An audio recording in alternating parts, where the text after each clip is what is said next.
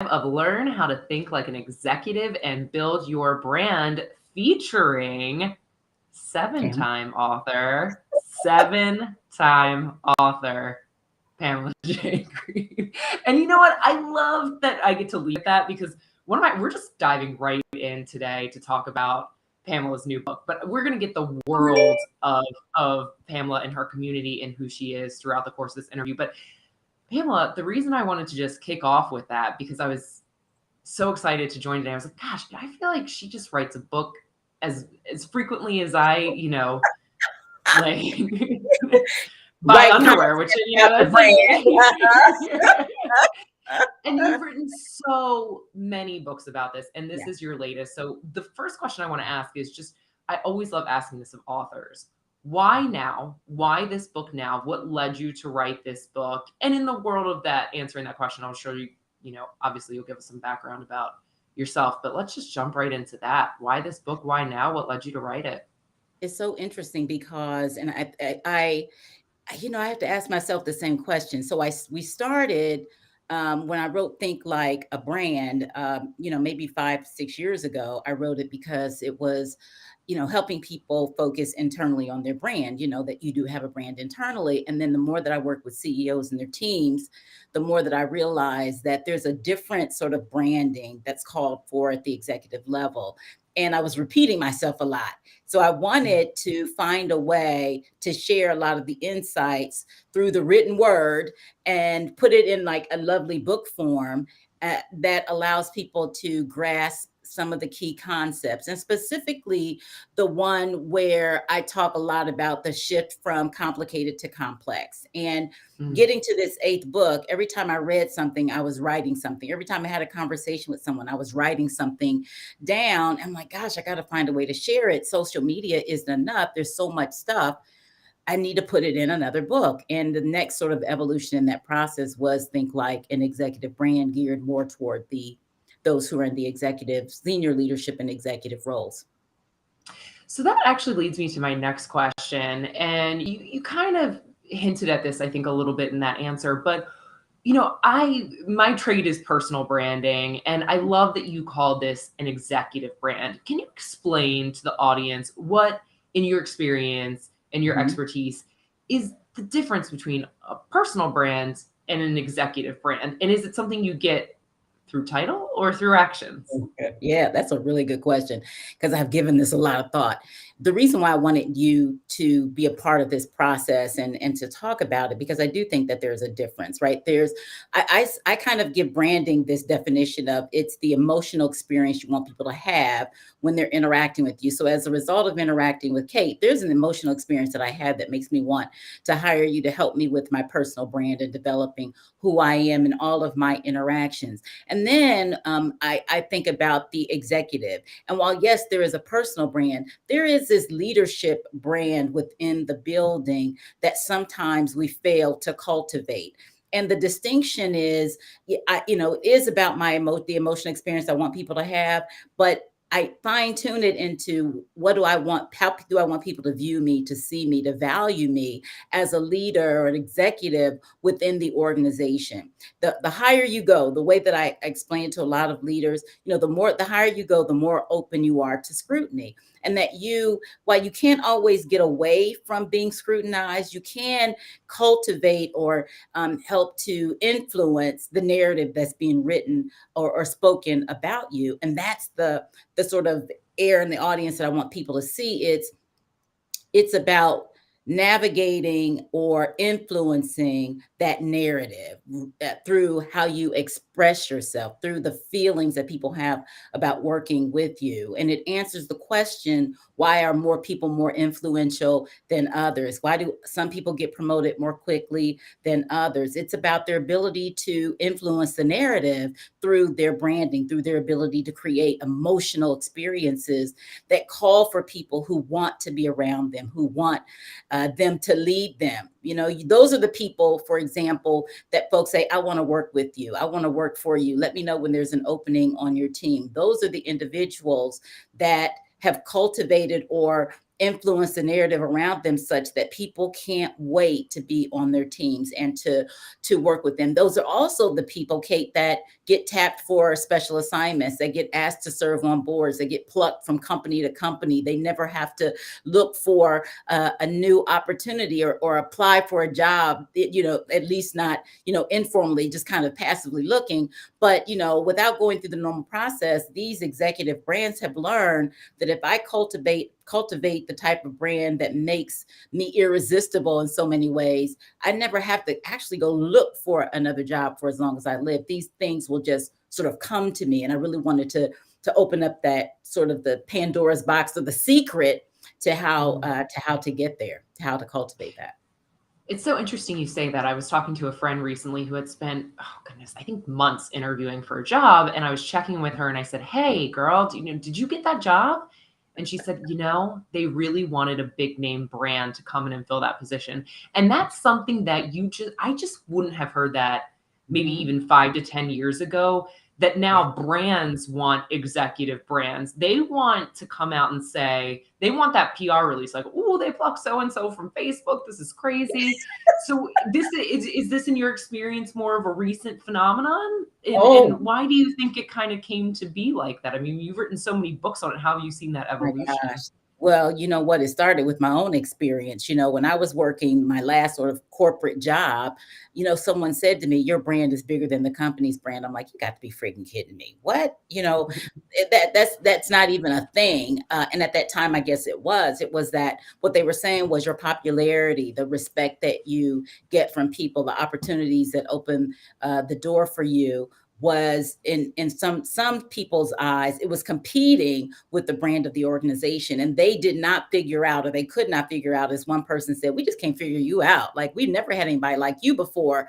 And instead of trying to figure it out, people were trying to squeeze me out.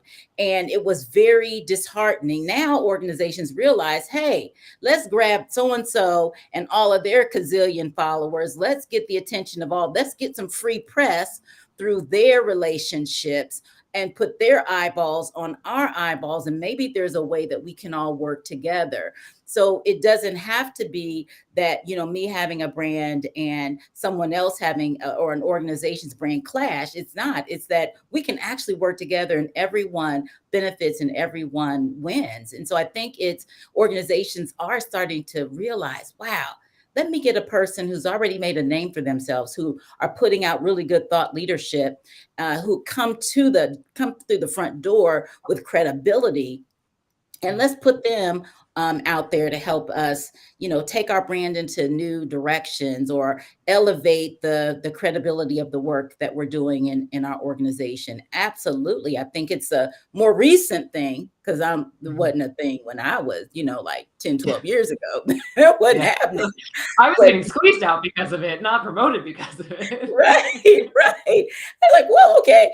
But, people ask me, how do you do that? Like, how do you get one of those sort of in-demand brands? And it's something that I think I learned from you, was you got to put yourself out there. You used to tell us, you got to put your thought leadership out there. If you think a thing, you feel a thing, it's credible, then put pen to paper, let people know about it, shout it to the rooftop, stop waiting for someone to tap you on the shoulder, and put your thoughts out there, because people are lurking. I don't, people will say, "Pam, how do you get your clients? How do you, it's not because I have endless amounts of marketing dollars." That's a Kait LeDonne quote. We don't have endless amounts of marketing dollars. You are it. So you got to put yourself out there, share your thought leadership, gain a respect while you're also gaining a following. And, the opportunities will present themselves, but it just doesn't happen overnight, and it doesn't happen in a vacuum either. So, I love that you're talking about executive brands. And I think a lot of times people think about executive brand and executive presence. Are those the same thing? How are they different? How should we be thinking about those two things? If I have a great executive presence, does it mean I have a great executive brand? Vice versa? How do you advise people in that perspective? They are similar. I think that your executive presence which is how you show up, right? It's how you present yourself sort of in that sort of public setting. It's how you make people feel about you and about themselves. And it's easy to see. It's not always easy for people to define. And it really ultimately comes down to it's how I communicate. It's how I connect with individuals, how I cultivate relationships, how I work through conflict, all of those things. And ultimately, it's about you. It's about how I make you feel in the engagement. Do you have my complete attention when we are communicating? Do I still hold your dignity when we are in conflict, right? Am I able to connect and cultivate a relationship such that it's not just about me, but it's also about you? And so individuals who have executive presence can walk into a room, not say a word, but people know that they're there. They're respected. The doors sort of open for them. The difference between executive presence and executive branding is that now I can take that presence, that persona, that person that I'm showing up, and then I can sort of exploit it in all the things that I do. I can exploit it in my writing. I can exploit it in my networking experiences and the time that I spend with my team. It's now how do I leave an impression on all those people in a way that makes them want to keep tapping me and keep coming after me. So I think that presence sort of opens the door to branding and vice versa. I think it's important to think about, to really sit and think, what is the experience I want people to have when they interact with me? And can I change that? And the answer is absolutely yes. And in what ways? What is it that I'm looking for so that I can manage both my brand and my presence so that I get more of what I want while somebody else is getting some more of what they want? I remember, or in preparation for this, I was reading the way that the book is described. And I just want to read this for folks, and then I'm going to ask you some questions. So it says, to maintain a competitive edge, organizations today need principals serving at all levels who can adapt to the complexity of the business environment. Busy leaders with little disposable time look to carve out micro moments for learning and developing critical leadership skills. This playbook addresses this need. And I loved that that was in the description of the book because, Yeah. of course, consummate marketer I am. I'm like, oh, is this, would you say this is a marketing book or a learning and development book? And not to, put it in Yeah. any one category, but it was really fascinating to me where it talks about these 16 practices and creating these micro moments about how it seems a lot of this is the internal work and the time you're putting into that way more than it is. I think a lot of people hear brand and they think, oh, this is about marketing and communication. Whereas I'm really getting that this is some L&D and self-development. Oh, yeah, because I can't do it for you. And I'm going to tell you what I've learned is that leaders typically they do eat last, right? They typically will push other people out front. They'll do a lot of things, but they won't take care of their brands. And so by the time I get, that busy executive sitting across from me, they're exhausted. They don't have, I used to like try to prescribe books and trainings for some of my clients, like, hey, I got time to read a book. I barely have time to sit here and have a conversation with you. Don't give me a book to read. Just tell me what I need to know so I can get on with my life. And I realized that it was in those micro moments that they need micro learning, and they need it like quick, fast, and in a hurry. They're still at 100, 40 characters or less.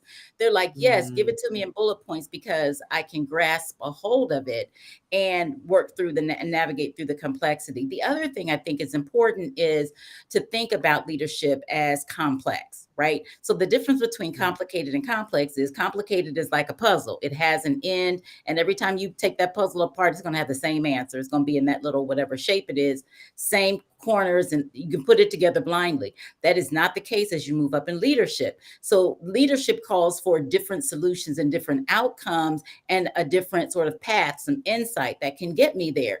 But that way that I put that solution together for another company is not necessarily going to work for this company. And that's what makes it complex. You can have the same problem, but a different outcome because the players are different. The culture is different, the environment, the internal and external, all these different things are different. And it calls for leaders to adopt a different set of skills, a different tool in their toolkit. And so what I'm doing with the book is teaching leaders how to adapt, how to flex, how to be adjustable in their skill set, but also to take a few minutes and learn a couple of different things, right? Different Mm. change management philosophies, different approaches to communicating, different ways of interacting and helping people work through conflict. Something as simple, Kate, as managing their meetings, delegating, and how much more influence they can have if they leverage these sort of complex approaches to leadership, but they won't do it because what Mm. we mistakenly believe what got us here, our technical skills, is going to get us to the next level. And by the time you reach the C suite, we don't care nothing about your ability to put together widgets. We are happy that you've done that for a gazillion years. Now we need for you to manage the widget makers. Now we need for you to apply that technical skills and put it more toward your social, your people, your interaction, your ability to solve complex problems, not getting down in the weeds and fixing and making widgets. And I'm really preaching to somebody right now who's got a leader that's making widgets because they shouldn't be.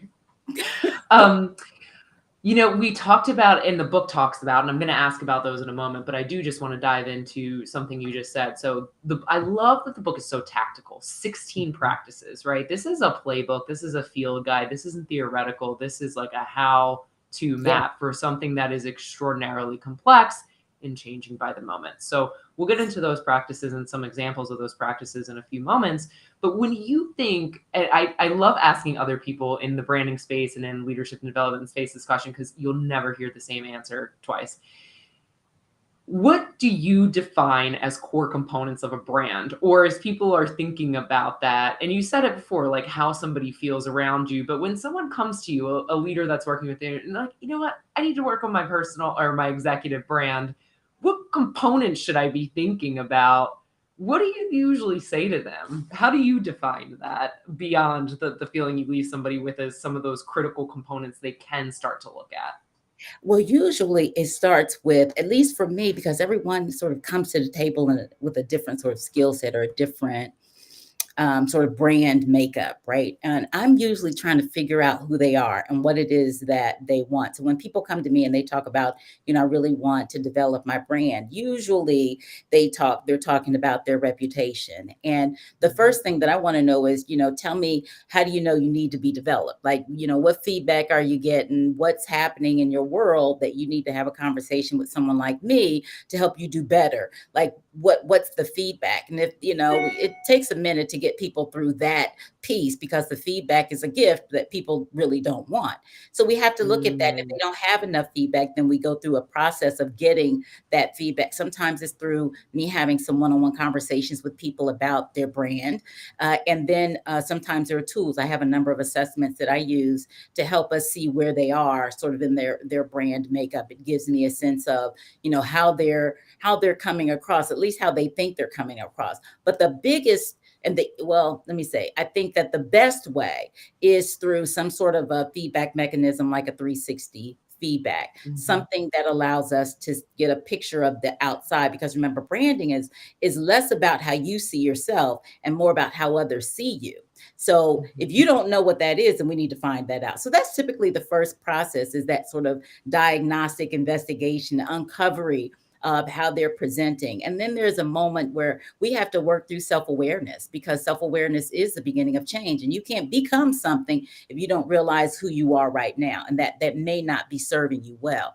So we look at the elements that aren't serving them well, and it takes a minute for people to grapple with who they are and how they're showing up. And it rarely is the same sort of picture that they would have drawn for themselves. And Mhm. that self-awareness then allows us to put together a strategy for what they want to be. I said, now you've got this picture of how you see yourself versus how other people see you. Draw the picture for me of what you want it to look like. And then let's, Mm. put it on the other side of a bridge. And then let's together build the bridge. Where would you like to start?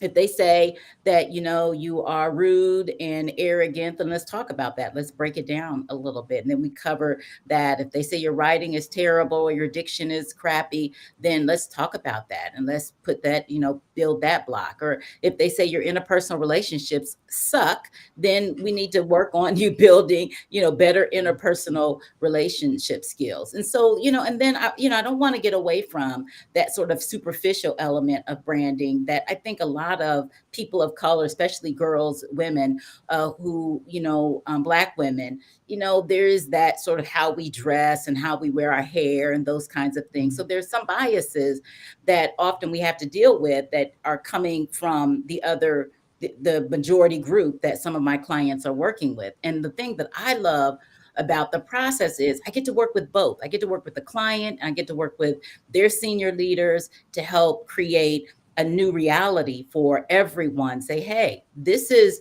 who they are. Yes. Can they improve? But let's identify the realistic way or the realistic elements of their brand that should be improved and can be improved and why. And then sometimes we can uncover and work them through, some debiasing strategies to help them. So it's not always one-sided. Sometimes I get to work with the leaders, the CEOs, and teams to help them realize, come to terms with a new reality for that individual.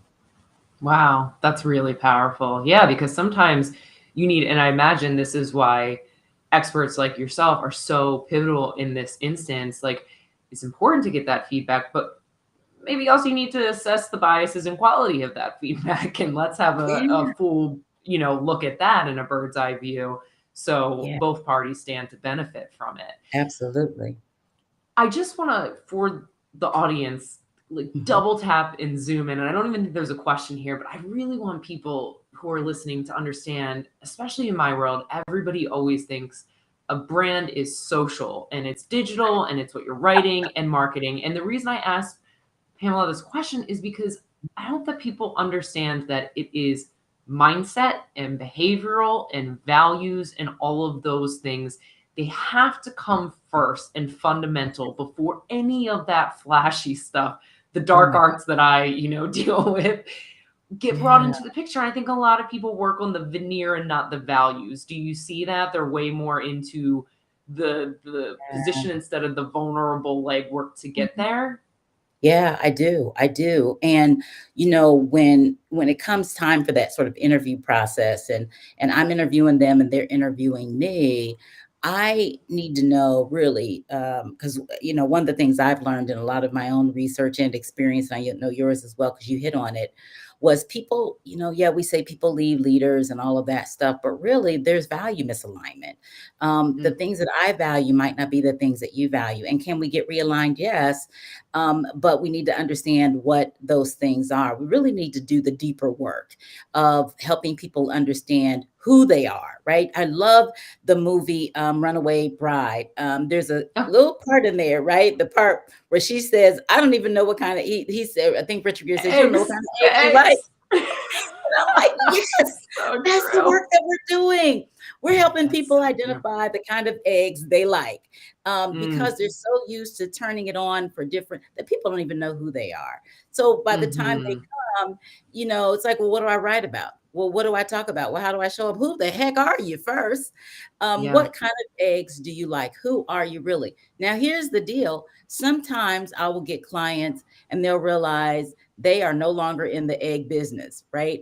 And I have to have that conversation because once the lights turned on, you can't turn that thing off.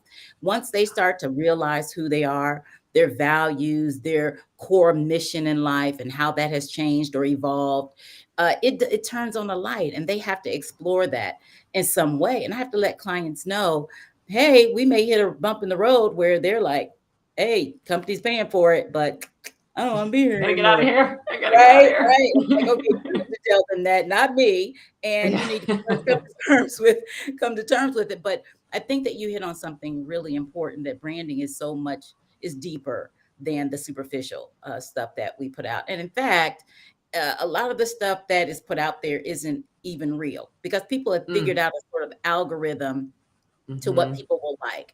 We're into shocking, we're into, all kinds of crazy stuff. And yes, people will like it, But here's what I have learned.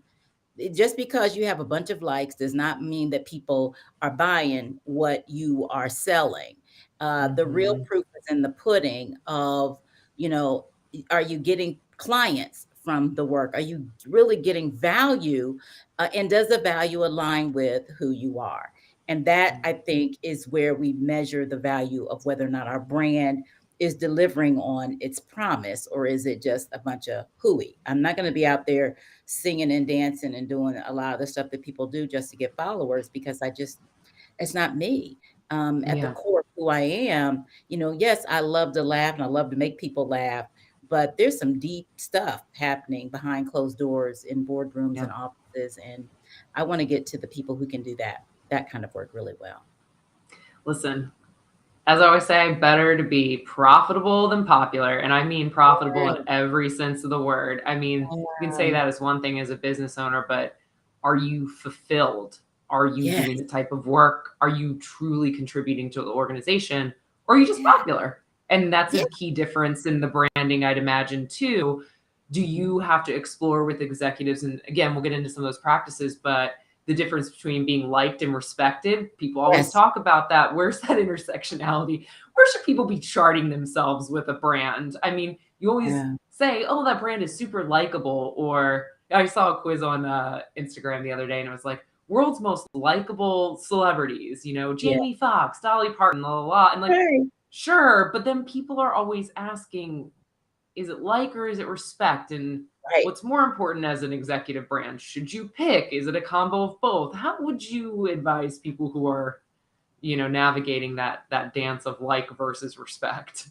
You know what? I kind of think of it in the similar way. My husband was saying something about a fan or a follower, and I think a lot of the social media likes are fans. They're people who just, hey, cool, you're great, you're doing some really cool things, and the followers are people who are willing to be with you in the highs and the lows, who call you up and they quietly slide business your way, or they it really want to invest in who you are. I think that it's great to have fans. I, love people who love me, absolutely, right? But I'm interested in people that I can connect with, that I can build some sort of a relationship with, even if it's virtually. And likability is a part of that. I think likability is it is important because it does help open up some doors. But it's like, don't mistake my niceness and or my quietness for ignorance. It's like there's some things Mm-hmm. happening up in this brain, and I need to be able to get them out. And if you just want me to be likable and sit over in a corner and check a box for you, that's not going to work. So I think Mm-hmm. it's really thinking about how you want, really, what is it that you want? Do you want a bunch of followers because we can get you that? Or do you want something more meaningful? And I think ultimately people want the more meaningful stuff. And the likability could be a path there. It's just you may have people that don't necessarily care for you, and Mm. or something that you have to say. And the dividing line for me is, if I'm walking in credibility and authenticity, yeah, there are going to be times that people don't like what you have to say. They're going to disagree. That's because you're creating some sort of a cognitive dissonance, and they're grappling with that. And I love those moments when I'm working with teams and they have this scratch your head moment, because like, man, I thought I was going to like you, and you parked on my street, and those are the times when we know that we have an opportunity for deeper learning, when we can push beyond the surface and get to the deeper elements of who we are, to change mindsets so that people can go to where they need to go. I don't know if I answered that. Did I answer that for you? You did. You really did. It reminds me of, I feel like oftentimes when we look back at the teachers that meant the most to us, it's usually I still remember my fifth grade teacher, Mrs. Moat. God, I hated her when I first had her. It became like a joke between us. I Right. used to joke around with her, like I did everything to switch out of your class. She was one of the most instrumental educators I had because she pushed me.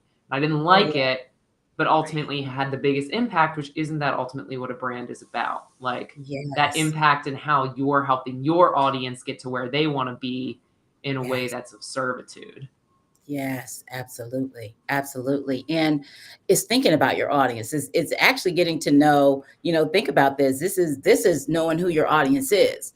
Like, who Mm, are my people? Who am I really speaking to? Right? Really defining who they are. I remember I had a mentor who worked for no, for Limited Brands, and he was mm, for I think he worked for was I think it was one of the it was I think it was limited stores, but I think it was might have been Victoria's Secret or something. But in any case, in his particular brand that he was over, you walk in and every day employees walked by this staging area, and it was a complete stage of the client so that they could see the age, their apartment, the kind of clothes they wore, the everything down to the kind of drink they had, the food that was on the table, what was showing on television. Huge stage because he said, I said, well, what's this about? He said, I want our employees every single day to be reminded of who the customer is, right? That we are trying to get that's who we serve. And I was in my early 30s and I was blown away. I never ever forgot that image. You can never forget who your customer is. And there are variations of customers, right?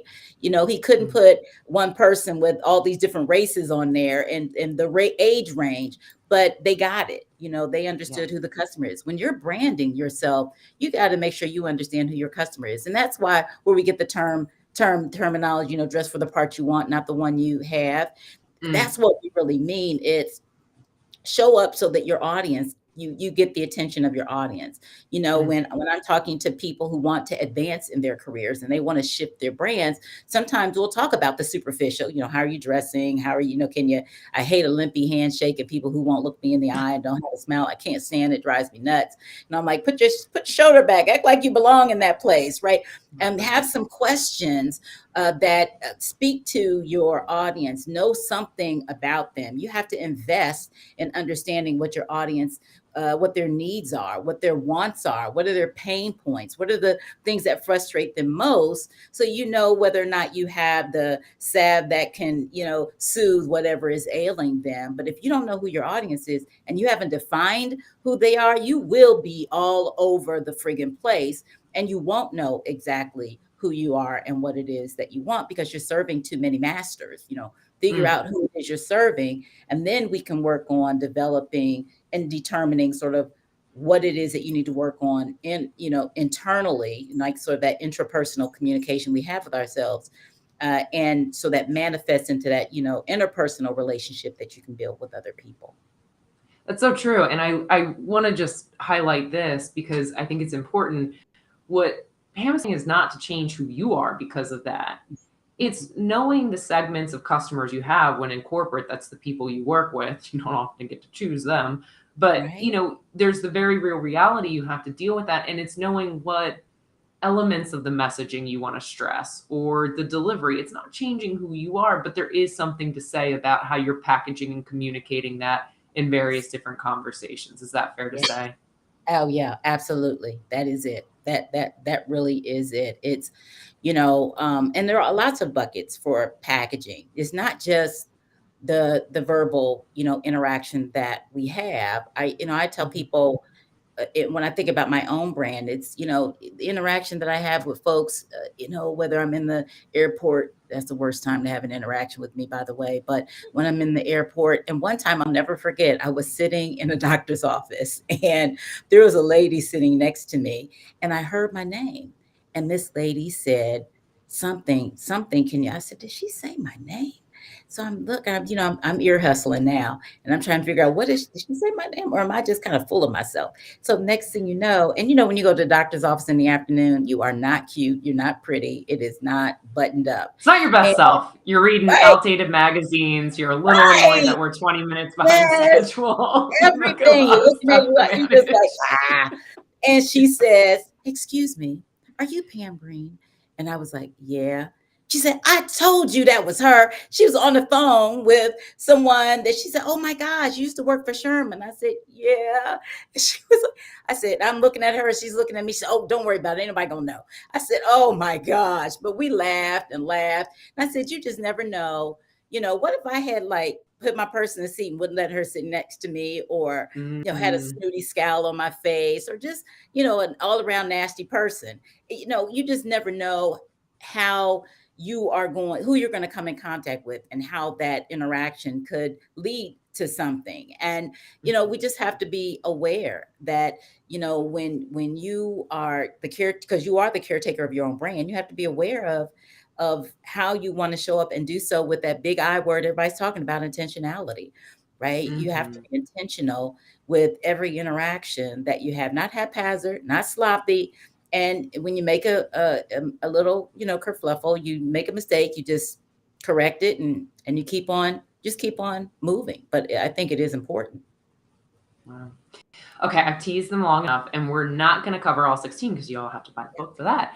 So how about that? But Right. I do think I would like to explore a few of them. So Yes. I have this question of, what are, let's say, 3 of these practices that you outline, or maybe you want to give it in sequential order, or maybe order of where people should start or importance. But I love, love, love that this is really a field guide and a playbook, because Yeah. I think a lot of people, and like you said, executives, like I need like the 40-second version of this, and practices are super tactical. So Oh my give us gosh. a few of those practices, maybe just a couple of examples that you feature in the book.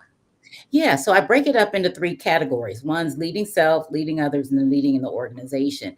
And I don't think Mm, that you can lead effectively in the organization until you first understand how you can how you're leading yourself, and how you can do better, and then how to lead others. And so we get back to that self-awareness of who you are. And so one that I would highlight in the leading self category would be accountability. Like, how do you hold yourself accountable for the things that you are telling me that you want? Like, what are going to be the mechanisms? And accountability is incredibly important, because if you're accountable, then that means I can trust you to handle some stuff, and you don't need me to stand over you. So let's talk about your ability to be accountable for the things that you are saying that you want and don't quite yet have. So I think that's an important skill, talent, capability to have. I think the next one would be on conflict management, or I call it in the book conflict leadership. That's under leading others. And within the scope of that, because there's so much conflict, there always is. And I used to actually teach a conflict certification, coach certification training course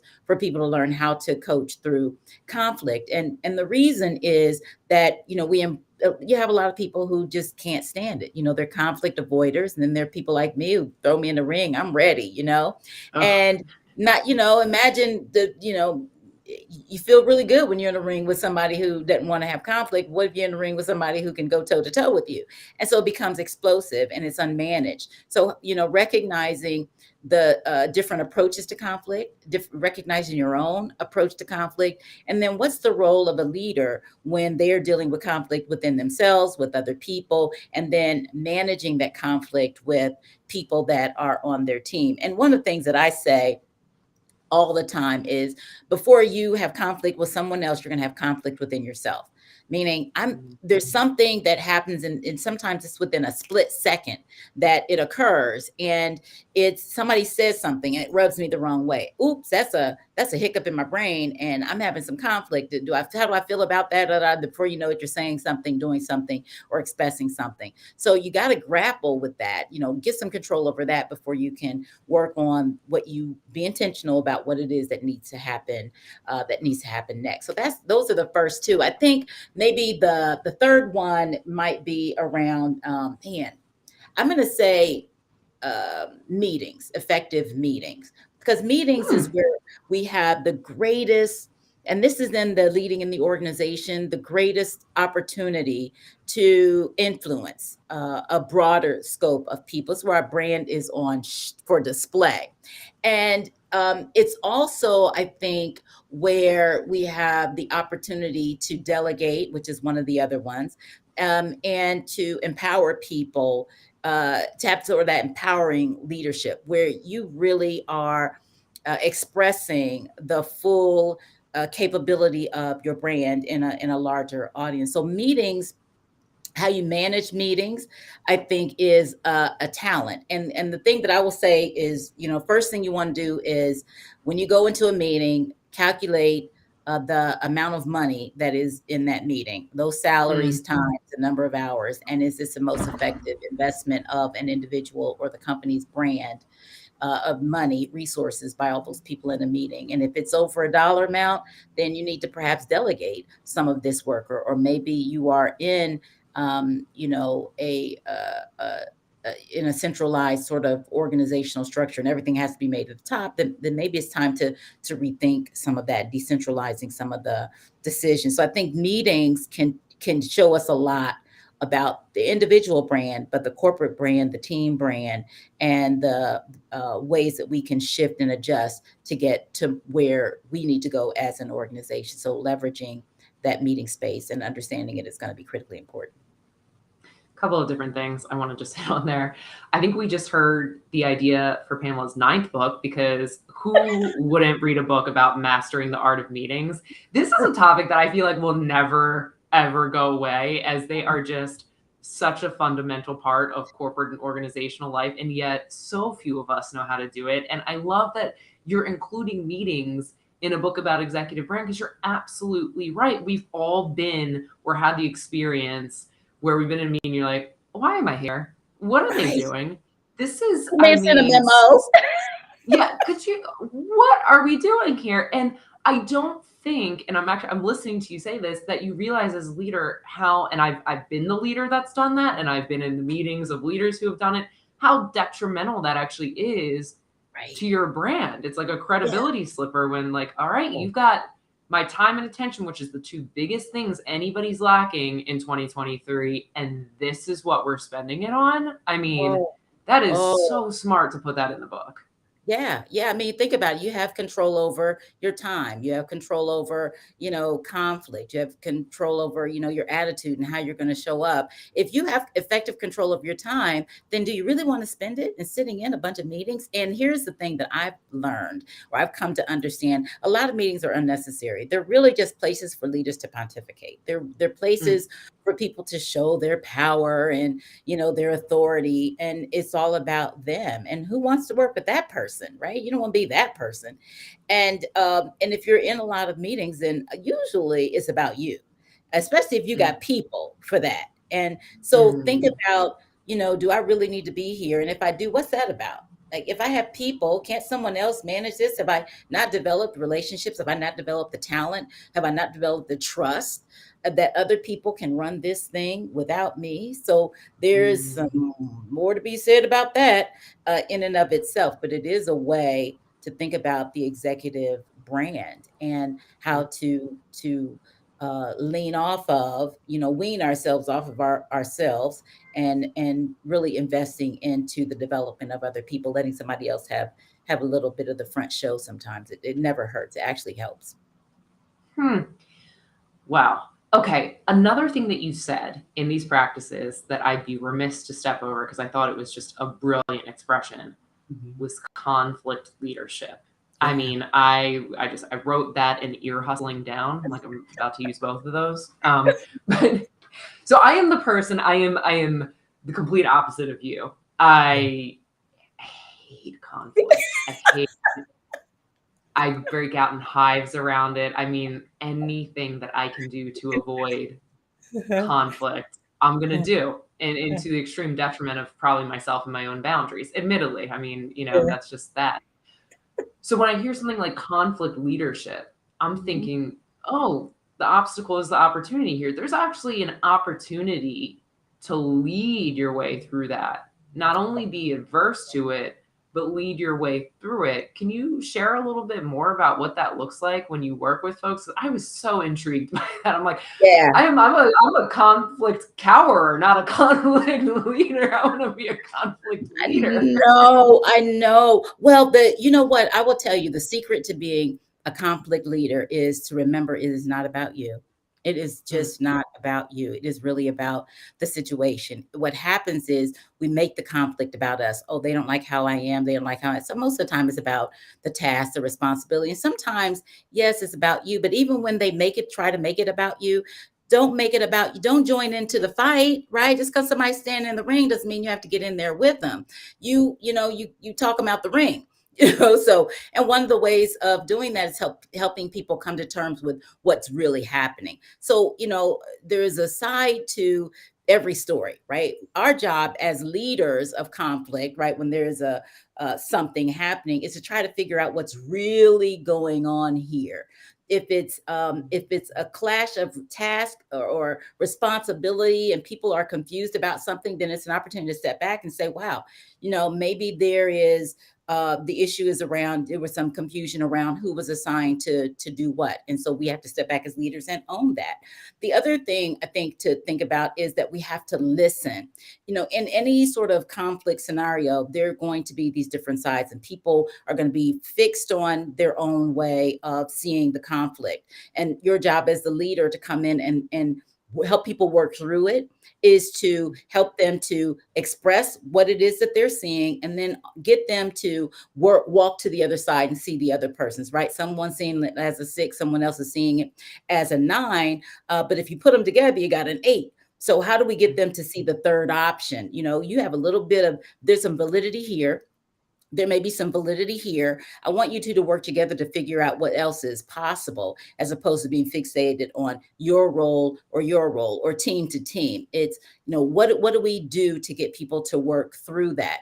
I think one of the secrets is, and I know we talk a lot about meritocracies and the fact that, you have the success that you go after and all of that. Well, it doesn't really work for a lot of folks who have been historically disadvantaged. So if you want less conflict and more collaboration, then get people to work together and tie their goals together, right? Get them, you're not going to win and you're not going to win until the both of you come together and are able to work through this challenge. And there you're going to find faster results. Yep, people are going to find a way to work the conflict on their own, and you haven't gotten in the middle of it. I had a leader call me last week because she was in conflict with someone, and I said, is this person a problem or are they the symptom? And she said, well, they're not a problem, but she wouldn't say symptom. That meant she was a symptom of a bigger issue, which is why I'm working with them.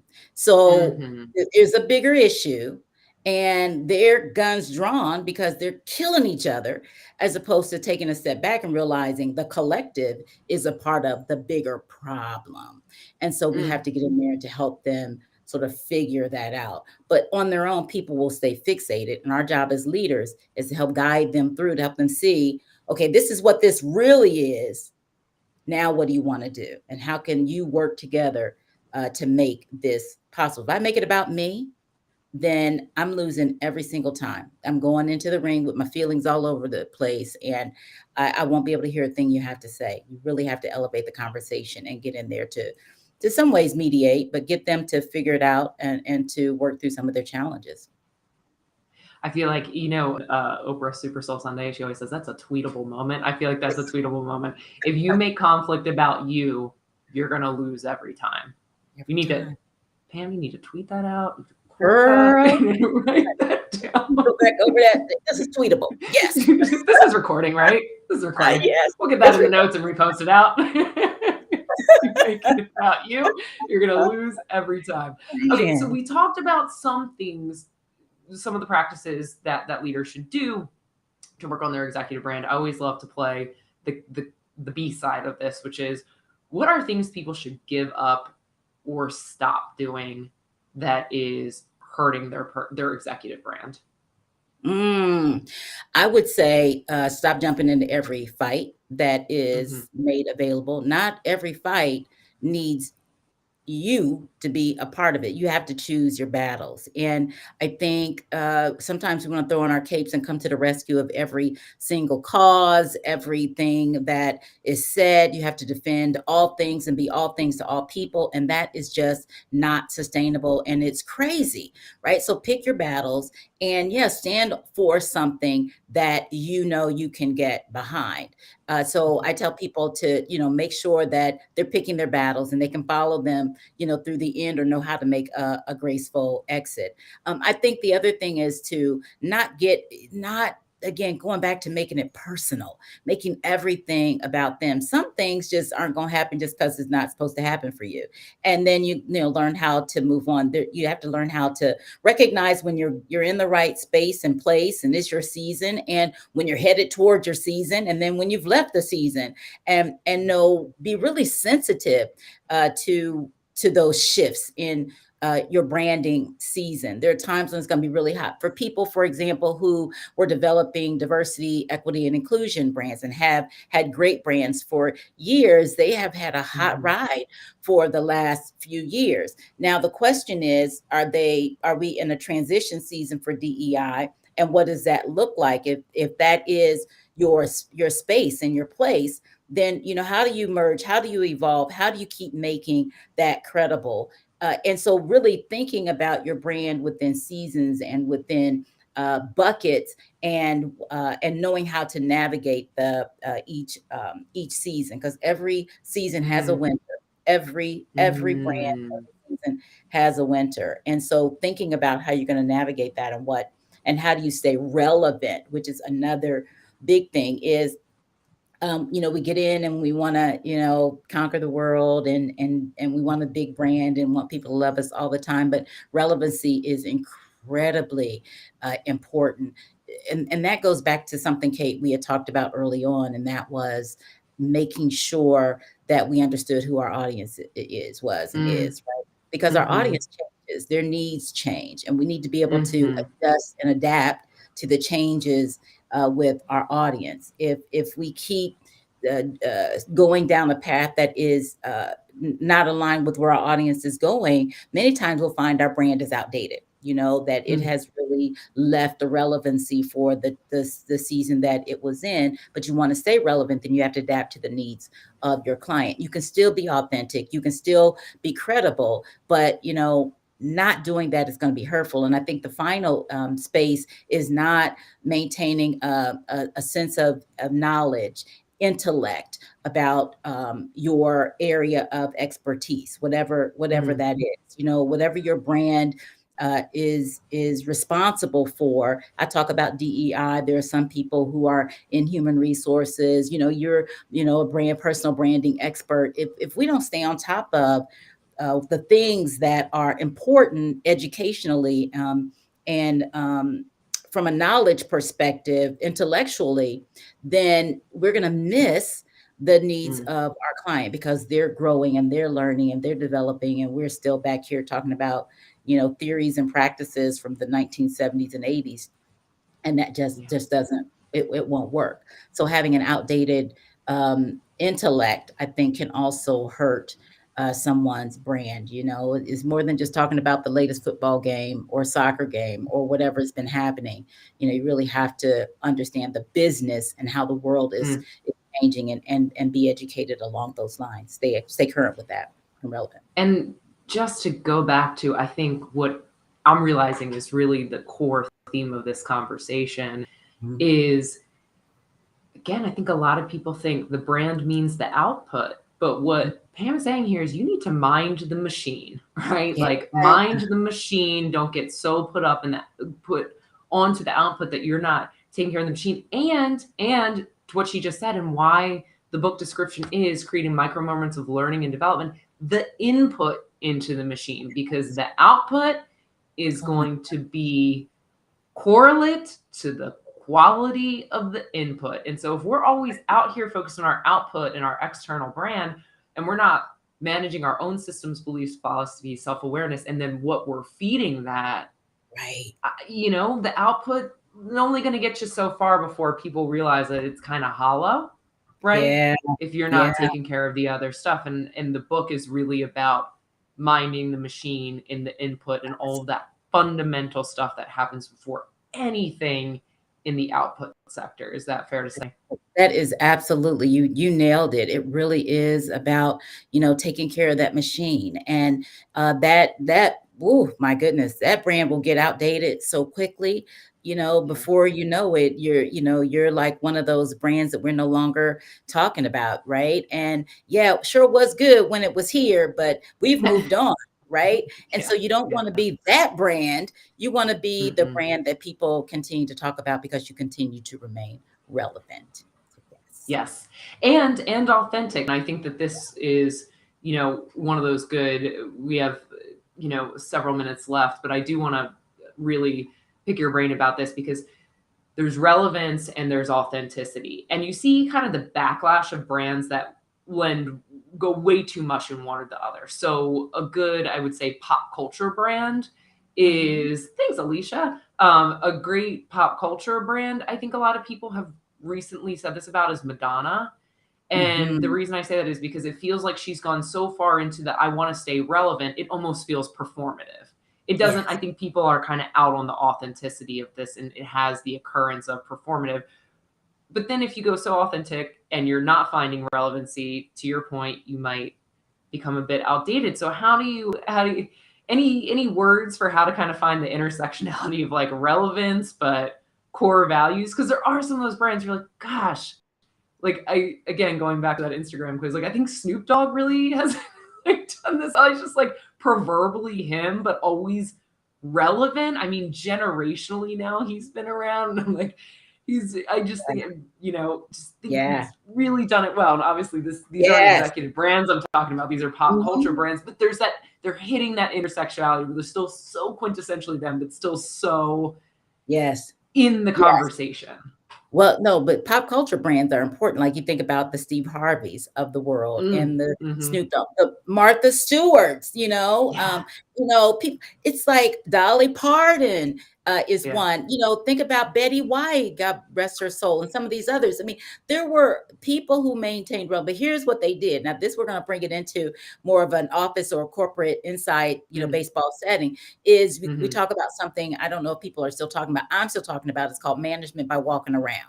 And being Mm. relevant means you got to stay connected. You can. I remembered when I worked in one company, there people would call me and they say, "Pam, meet me in the stairwell."